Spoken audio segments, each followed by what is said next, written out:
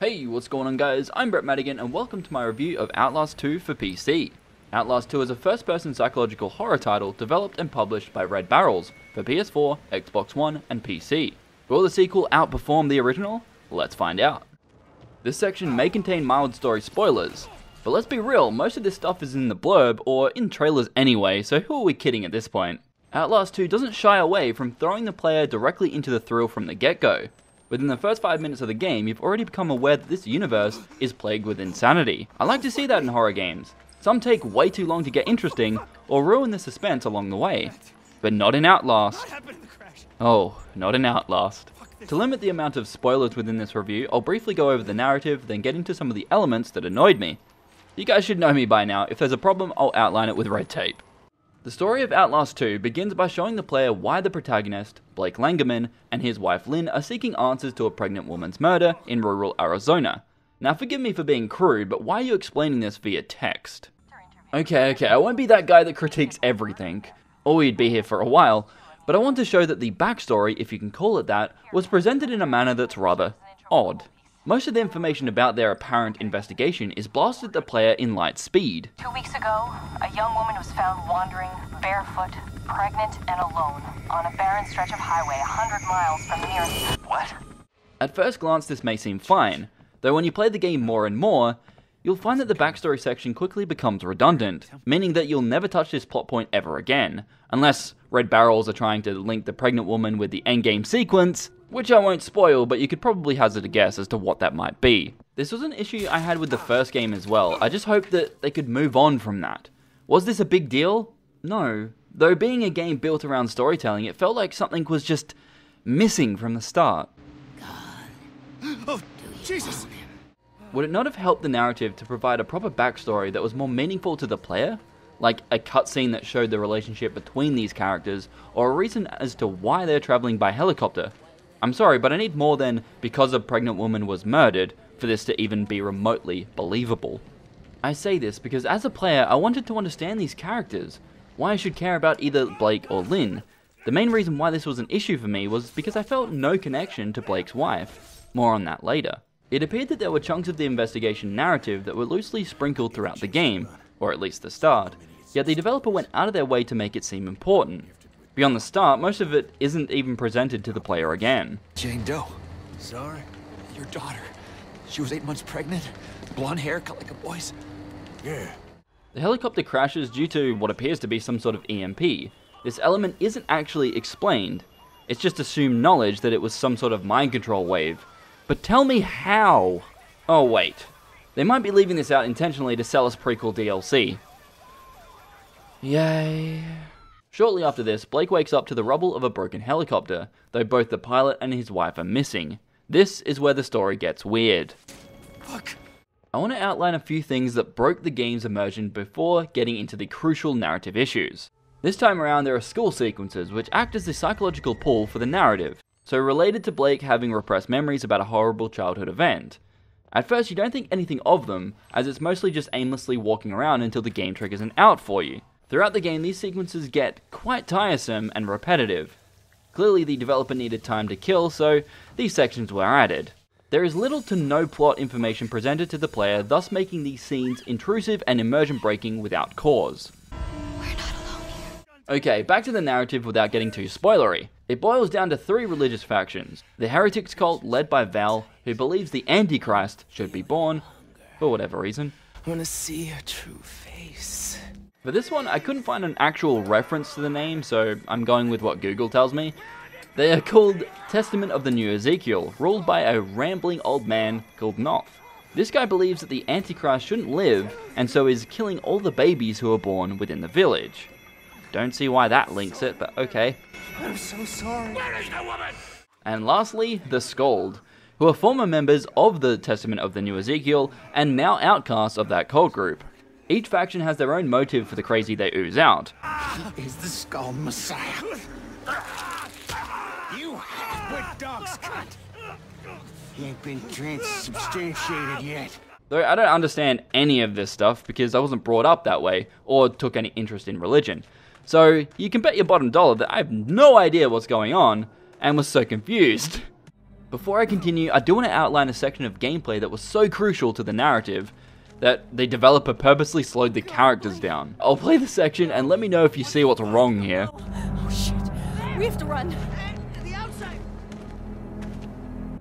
If both the characters were running like Lynn said, then they may have actually gotten away at the start of the game, and the outcome would have been totally different. But no, the developer thought the need to force the player to walk slowly. Now, Lynn didn't appear to be puffed out or concerned for her walking abilities. Even so, Blake could have carried her. Blake's goal is to save his wife. If they were running like Lynn said, then he would have completed this objective within the first 20 minutes of the game. I need... Oh god. Jesus Christ, Lynn! What's happening here? You were dead. As a narrative, the story was heavily disjointed by forced chase sequences and the school sections that after a while became the main focus of the narrative. The pacing of the narrative within Outlast 2 is shaky at the best of times. The moment-to-moment plot points get ruined by the sudden shifts in gameplay style, going from a slow-paced real-world scene to a stopping current narrative to explore what appears to be a hallucination or daydream experienced by Blake, to a chase. What? It just felt like there wasn't a clear outcome to where the story was taking me for a good portion of the game. What is Outlast? Outlast was a claustrophobic horror experience driven by invoking fear by having the player vulnerable to attacks, or by the anticipation of what might be lurking in the shadows. This worked really well for the first game, though I found myself not really feeling scared per se, but more creeped out by the events taking place.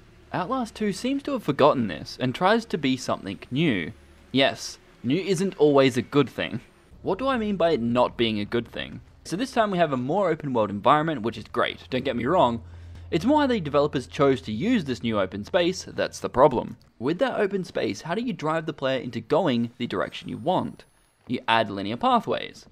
That's the issue here, more open space that isn't interactable or lootable, which leaves the player wandering around trying to find items that just aren't there. It's the illusion of a free roam ability. Why would Red Barrels do this with their marketing push was more towards open environments? Sure, you aren't confined as much as the first game, yet there still aren't a lot of options either. Usually it's find a crawl space, find a jumpy over bit, or find a door you can push a bookcase out the way. Why is this the go-to?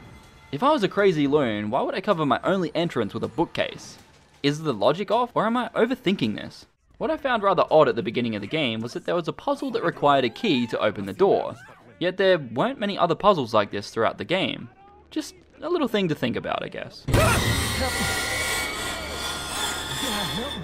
Maybe I'm just overthinking it a lot, due to using the crawl spaces in the first game as my own sort of safe haven, essentially slowing the game down to avoid enemies. Outlast 2 seems to do that sort of thing on its own, by forcing the player into stealthy sequences that consist of you waiting for an enemy to walk far enough away that they don't hear you standing up. Without a doubt the most frustrating stealth sequences of any game to date.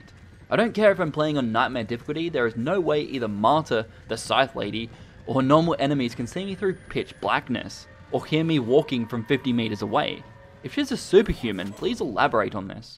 Otherwise, it just felt like a balancing issue. Now, there is a patch to fix this, so let me show you what this patch did for Nightmare difficulty. So this balancing patch essentially makes sections of the game a little bit easier for the player, yet playing on Hardcore was rather different from playing on Nightmare, as there were a few gameplay interactions outright removed. More on that in a second. Take a look at this scene for example. Before the patch on Hardcore, the developer introduced a hide and seek sequence with the leader of the Skald, which was hard, don't get me wrong, but nothing that broke the game. Yet is not actually present at all anymore, whereas before it was more, I'm stealthily behind him, hiding in the grass, waiting for him to go away. On Nightmare, or after the patch, he wasn't there at all. The second scene where you're being hunted by the guy this time, he's having a good old time lobbing arrows at you. By the third arrow, he was in your face trying to break in. On Hardcore. On Nightmare, however, he wasn't doing anything cool. He just stood in the shadows lobbing arrows at me, basically waiting for me to leave. I'm not too sure where Red Barrels went with this balancing patch. It appears as if they just altered scenes entirely to make them a lot easier, rather than actually balancing the difficulty of each level. How did this patch get approved? With snail mail? I'm playing on Nightmare, dude. I don't need the game to be easier. The aspect of gameplay that annoyed me more than the school sequences, which was difficult to top, was the abuse of chase scenes. We get it, they're hunting us down ferociously. That doesn't mean a chase scene is needed every 5 minutes. After a while, you start to get really sick of them, to the point where it's more of a chore than a fast-paced action sequence. To top it off, the developer thought it was a great idea to add chase scenes within the mine. Mate, I'm not sure if you know what the inside of a mine actually looks like, but damn son, those things are an actual maze! One wrong turn whilst being chased, you're straight up dead. They're basically trial and error moments, which led to me being more angry at myself than I was at the game. I kept making the same mistakes over and over due to the repetitive nature of them. You'd get finished with one, and a second later you'd be getting chased again. The developer didn't give us enough time to relax or wait for a build-up to the next chase. If I don't have you convinced yet that the developers went out of their way to force the player to stay in the game longer, then take a look at this raft scene. It felt like it went over an hour just to get up the bloody river. I felt like it would have been quicker for me to get off the raft and walk to my objective. It's moments like these that pull me out of the game's immersion. You might be thinking, well, they have to do this from time to time. But do they really need to force you to spend over an hour on the worst raft ever? No, they don't.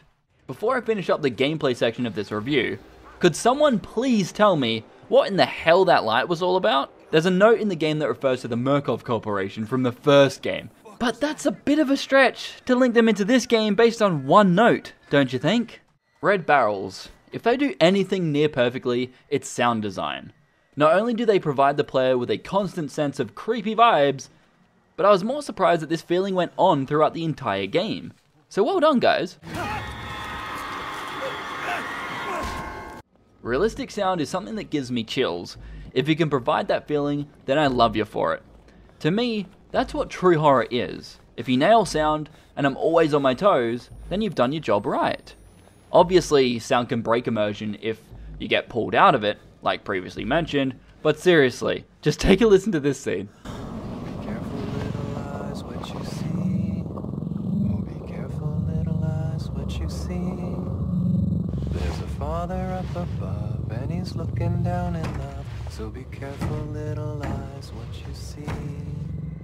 If I had to point out some strange things with sound, it would have to be during scripted scenes, like this scene, where you have to turn a crank. Then just before you get to your escape route, the enemies spawn.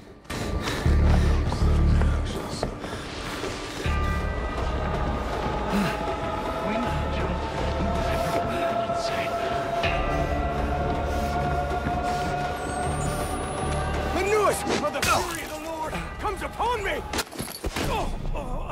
I wouldn't have a problem with this approach if the enemies spawned further away so we could hear them in the distance, whilst turning the crank, hearing them moving closer. To me, that would have been rather neat, or at least a more effective way of adding a fear factor to this section of gameplay, rather than just simply spawning them nearby and hoping the player got away. Essentially, I'm just nitpicking at this point, so other than that, the sound design was spot on. That should do the trick. Red Barrels always seem to pin the nail on the donkey in just the right place when it comes to visuals.